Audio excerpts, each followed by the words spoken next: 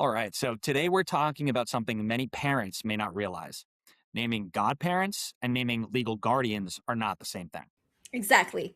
Choosing godparents is an important and meaningful decision, but by itself, it doesn't determine who would raise your kids if both parents were to pass away. It's one of the most common misconceptions we hear, and it's an important distinction for parents to understand. So let's start with the role of a godparent. Traditionally, godparents are chosen to play a spiritual, religious, or mentoring role in a child's life.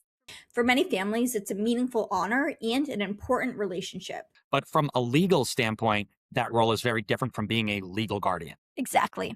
Naming someone as a godparent doesn't automatically give them the authority to make medical, financial, or custody decisions for your child. Those responsibilities come through legal planning, not through a religious or ceremonial designation. So if godparents don't automatically become legal guardians, who actually decides who would raise your kids?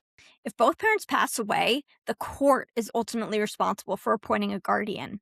Parents can nominate who they'd like to serve in that role through a legally valid will, and courts generally give significant weight to those wishes. So what if parents haven't documented their wishes? Well, then the court has to determine what it believes is in the child's best interests based on the facts and circumstances at that time, which is exactly why documenting your wishes ahead of time is so important.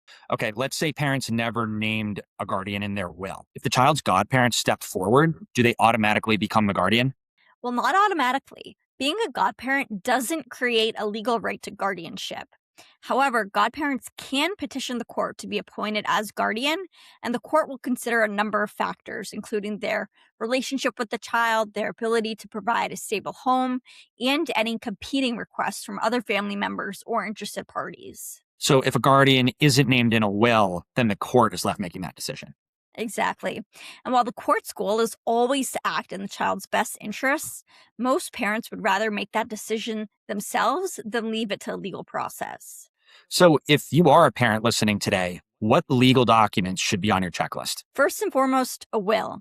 That's where you formally nominate who you'd want to serve as guardian for your minor children if something were to happen to both parents. Depending on your state and your family's circumstances, you may also want a power of attorney for a minor child or a similar document that gives another trusted adult temporary authority to care for your child if you're traveling, hospitalized, or otherwise unavailable.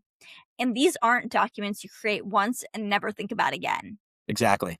If you've had another child, moved to a different state, gotten divorced, or simply changed your mind about who you'd want caring for your children, it's a good time to review your estate plan and make sure it still reflects your wishes. And it can be uncomfortable to think about these situations, but there's a reason this planning is so important. Without clear legal documents, families may face uncertainty, court proceedings, or disagreements during what's already an incredibly emotional time.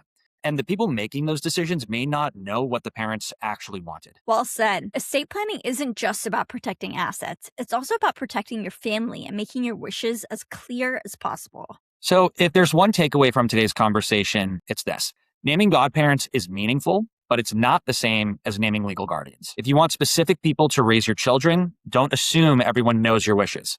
Make sure they're documented properly in a legally valid estate plan. And because estate planning laws vary from state to state, it's important to work with a qualified estate planning attorney who can help ensure everything is done correctly. Hopefully, your family never has to rely on these documents, but if they ever do, you'll be glad you took the time to put them in place.